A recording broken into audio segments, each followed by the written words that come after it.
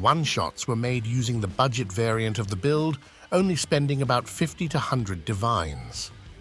Furthermore, the group kill on the Delirium boss was without using a single damage support gem.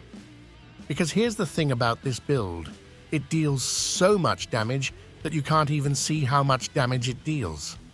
PoB doesn't support the interactions that I'll show either, so we've had to do some math by ourselves. Don't worry though, the interactions are easy to understand, so even you dumbshit viewers should be able to comprehend how this build works. Let's start with the math, because once you understand this, you'll know exactly what type of items you're looking for. The skill of choice in this build is Whirlwind Lance. Funnily enough, this is one of the least played skills in the game. So unpopular, in fact, that not a single person was playing it on PoE2 Ninja before we dropped a showcase of it. And why is that? Well, shit, son, largely because it wasn't even playable before last league. And that's due to how it works. The skill shoots out a spear that does nothing. It then leaves a bunch of whirlwinds that collapse once you touch them. And the collapse is where the big money is at, because it can eat ground effects for 50% gain as elemental damage. And this league, we've got the new taming ring that allows us to benefit from all of the ground effects at once. Furthermore, as long as we have frenzy charges, the skill deals 150% more damage per additional collapse stage, and we're always getting 4 additional stages. Now that's not really enough to make the build broken, but it's a start. What is broken, however, is that this skill has the best quality bonus out of any skill in the game. When we used advanced thaumaturgy on a gemling, we are not only getting more damage per additional stage, but we're also getting extra elemental damage, and this collapse damage bonus gets quadrupled due to having 4 stages, and the extra elemental damage gets tripled due to being able to have 3 different elemental damage sources up at once. Now I'm currently playing my extremely tanky setup. In the planner, I'll have a budget version, this tanky endgame setup, and a high damage setup. For the tanky setup, my base whirlwind damage is around 150,000. If we add up the base damage, the collapses and ground surface damage, along with being able to have 6 whirlwinds out at a time, we're looking at 50 million damage. Then, adding up some of our conditionals, we're looking at 220 million damage per cast of our Whirlwind Lance, and that's a rather conservative estimate. If we instead look at the high damage version, I have over 300,000 base damage, adding up to 440 million damage. And we can of course scale this higher if we want to. Just adding Headhunter or simply better gear, along with maps that have extra elemental resistances, for example, we're dealing over 1 billion damage per cast. I personally have never seen this much damage from a non-bugged build before, which is pretty fucking neat. And did I forgot to mention that the build also has fantastic clear, is extremely tanky, and is fun as hell? Yeah, so let's check out what you actually need to get the build online, shall we? Now the gear I'm using right now is for the high budget version, but before you go crying in the comments that you can't afford this particular version, do you really need to be hitting for hundreds of millions of damage? Yeah, no, I wouldn't think so, you complaining bunch of pussies. So just follow the mandatory priorities I'm about to show you and go for the version you can afford. Starting with the helmet. Here you must get a crown of eyes. Because, well, you can see what happens to my damage when I remove it. We get crazy value here, transforming our spell damage into attack damage.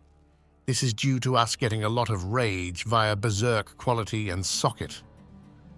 You can also get a time-lost diamond if you've got more currency with more rage, which could push your rage upwards of 60 or 70. We then grab Mystical Rage, which grants us spell damage that we transform into attack damage. This damage is also boosted via Berserk, so we're essentially doubling this bonus for about 200% increased damage. The other way I'm utilizing Crown of Eyes is via the Threaded Light Focus. I have nearly 200 spirit in my second weapon set, so this grants me about 250% increased damage too. For the budget version, I dropped this for Sacred Flame though, as it makes solving spirit much easier. Then we have the Taming Ring, of course. For my high damage setup, I'm using this on a Lore Weave instead to open up the usage of one additional ring and getting more skill quality. And that, my friends, is basically the only mandatory items we need. For my Crown of Eyes, I'm using double sockets so I can add Rage and a Raven-touched shard with Zarok's Gift for an extra jewel. If you can't afford a Raven-touched shard, then you can go for a Spirit Corrupt instead. For my weapon swap, I'm using an Ordained Spear in both sets as this has a massive base damage and crit chance, but a strong rare spear would be ideal. It costs 10 times more though, so this one's fine. And for extra clear, I'm using Palm of the Dreamer in Weapon Set 1. Because in Weapon Set 1, we'll use Glacial Lance, so we can keep clearing as we're moving towards the collapsing whirlwinds, along with getting some bonuses from the passive tree. As body armor, the Morior Invictus with extra spirit and resistances is just fantastic. Attributes is also nice, helping us solve all the attribute requirements. You either want this or a good Lore Weave. Important to note here, though, is that we have 3 important sockets. Idol of Eramir allows us to keep frenzy charges up, and this one's important because we are aiming to stack enough gem quality and these type of bonuses so that we have about 100% chance to not remove charges with our Glacial Lance and Barrage. The other important socket is Amanamu's Gaze for a lot of base armor, and lastly, the Fox Idol, because the bonded modifier that this brings grants us skill quality. Next, we have the most important part of the entire build. You abso-fucking-lutely need to have a flat regeneration life roll somewhere, or else Berserk will kill you. One roll is enough as we rock Chaos Inoculation, so having just one life regen roll allows us to not kill ourselves.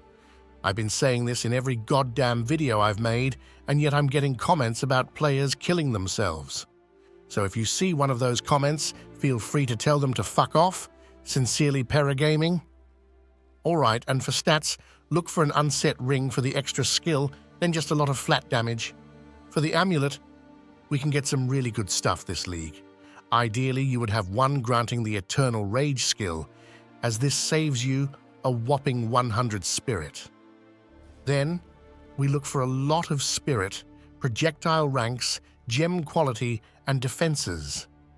This one is deterministically craftable, and I'll put a guide in the description on how to make it.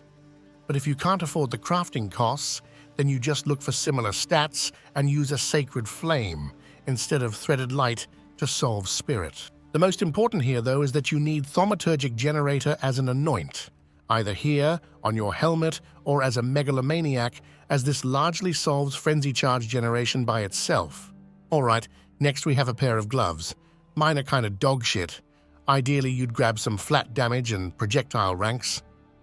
But I had enough damage, so I just went for a defensive pair and slapped on a Cadigan's Epiphany for an extra jewel socket. For belt, Headhunter is the best when running insanely juicy content, and it's not too expensive. Mage Blood is also great though, where I'd go for defenses, movement speed, or rarity. For our final piece, look for sneakers with a lot of movement speed and ES. I would also highly prioritize getting a pair with skills have a reduced chance of consuming charges, or just make a pair using the Uhtred Siderius. I also have my Aldur's Legacy here, using Wanderlust, simply because I fucking hate the Chillin' Expedition, but you don't need it. Alright folks, and then we have the charms. This one's actually important. Breath of the Mountains. Because once you get hit, you have a 1 in 4 chance of gaining a power charge due to catalysis, and this, when paired with charge, profusion, and thaumaturgical generator, ensures we always have a power charge up. For my rite of passage, I'm using a Spirit of the Wolf, as this allows me to break armor with non-physical hits. And why would I want that? Well, it simply makes generating endurance charges easy peasy, as we'll have Wind Dancer dealing truckload of damage and breaking armor, which keeps up endurance charges for us. It's fairly consistent even without this though, so if you want more damage or defenses, then you could just go with a cat or owl. It's up to you. Great job, friends. Gear complete. Let's check out the gems now, shall we? Because there are some important stuff going on there as well. Firstly, all the random gems we're socketing in here is due to wanting identical amounts of strength, dex, and int gems, so that we gain all the bonuses from gem studded. If you want more defenses, then you could also use thaumaturgical infusion, and in that case, you'd want to socket in as many gems as possible. We then have Virtuous Barrier from our Ascendancy and Impurity from Palm of the Dreamer. Here we're just socketing in any useful support gems, as it doesn't cost any spirit to socket them here. Righteous Descent is not used, and Eternal Rage is how we generate our rage in this build, ensuring it's always topped off. Now, as mentioned before, we can have 6 whirlwinds up at the same time. To achieve this, we'll have Salvo and pair that with Barrage repeats. Then all we want is just a lot of damage here. There are some really good options for the expensive gems here. You'll find them in the planner. I'd say Rakiata is the most beneficial, followed by Garukans. And if you have Garukan, aim for 50% crit chance. I have pretty much exactly 50% when my power charge is up, as we're of course using charge regulation. For our next skill, we have Glacial Lance. I'm using this for clear and as a supportive skill because its gem quality allows us to stack up chance to not consume frenzy charges. So we can just spam it freely while moving towards our Whirlwind Lances to collapse them.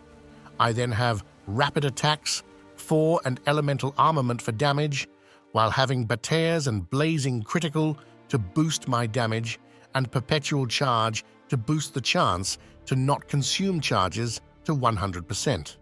Charge regulation is used for the triple bonus, and then we have Sniper's Mark. We use this to gain additional frenzy charges when needed. I rarely use this nowadays, since my chance to consume charges is so low. The only skill that consumes charges right now is my Whirlwind Lance, as it'll eat up 1 frenzy charge per cast usually. If you have a lower chance to consume charges though, then you'd use Sniper's Mark more. Then just boost it with Charge Profusion and anything useful. For our barrage, slot in Perpetual Charge here as well to boost the chance to 100%. Then, I'm just slotting in the usual support gems with Efficiency, Cooldown Recovery, along with Utrids and Olroths for extra uses. To be able to use this last one, you just need one of your items Rune Mastered. Easiest is to just do it to your Crown of Eyes. Then, you grab a Barrage skill with as low of a level as possible, along with Efficiency, and you'll spend close to no Runic Ward. Also, I can highly recommend just grabbing a bunch of low-level ones, quality them up, and corrupt them to get the 23% quality. Next, we have Elemental Conflux for some extra damage. If you're using a Scepter, then you can use Trinity instead for more damage. And if you can't afford Palm of the Dreamer, then I'd use Herald of Ash instead for better clear. But Elemental Conflux is great as well, seeing as we're mainly dealing elemental damage and its quality boosts its damage greatly. You can ditch this one though if you don't have enough spirit. Then we have Combat Frenzy, which is our main source of frenzy charges when mapping. Just boost it with Charge Profusion and boost its quality for more charges. Our main source of generating energy shield is via Ghost Dance. Boost it via Cooldown Recovery. I also have Mysticism here. Just remove it. If you don't have the spirit, I just had a bit to spare. Next is Wind Dancer, and its gem quality is pretty bonkers, doubling its damage per stage. And this is how we can easily use to nuke everything around us when we get hit and generate endurance charges via Armor Break 3. Then we just boost it via Blind, some AOE extra damage and Armor Break. And lastly, our Berserk. This is a massive damage boost for us. Look for as high of a level on this one as possible, along with slotting in Uhtred's and Diala's Desire if you can afford them. Alright, so that's the skills. Let's quickly go over how you set up your weapon sets here, because I've been getting asked that quite a bit. If you're using the same weapon in both sets, then all you need to do is press this button here to use it in both. As mentioned, I use Threaded Light for extra damage in set 2 and Palm of the Dreamer for clear. Starting from the top, Whirlwind Lance is used in set 2 only, and Glacial Lance is used in set 1 only. Charge Regulation is used in both sets, and Sniper's Mark in set 1 as we have more skill speed there. The same goes for Barrage. Elemental Conflux is used in both sets, whereas Combat Frenzy is only used in set 1 as I have less spirit there due to only using a scepter in set 1. Ghost Dance is used in both because you can get charges for this in both of the sets. Wind Dancer needs to be in both sets too, because otherwise you lose your stacks when weapon swapping. And lastly, Berserk is used in both for buttloads of damage. And just to quickly recap the spirit requirements, we get spirit on our amulet, on our body armor, and you can corrupt a crown of eyes for more spirit if you don't use the Raven-touched shard. And of course, if you have a scepter in both sets, then the spirit requirements just solve themselves out. Good shit. Next, let's check out the passive tree, because we have some important things you must be aware of there as well. First being the ascendancy points. Gem studded we use for all the bonuses, as long as you have the same number of all support gems. Thaumaturgical Infusion is also really fucking good if you want more defenses. Then we want Virtuous Barrier for the increased defenses, and of course Advanced Thaumaturgy, or else we don't have a build. Metoric Implants is used for some extra damage, but for defense, you'd swap this out for the Infusion passive and get more resistances.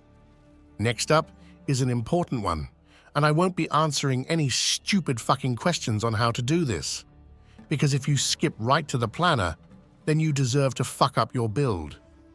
As you can see, we're a mercenary, but we don't have any mercenary nodes allocated at all. What's up with that? Well, the mercenary nodes are complete dogshit, so what we do is we use a split personality ruby over here that allow us to start from the shadow starting point instead. To be able to do this, all you need to do is make a path from the mercenary starting tree over to the shadow tree. Then you make a path to where you want to slot in the split personality ruby and socket it there. After you've done that, you can remove all of the mercenary starting nodes.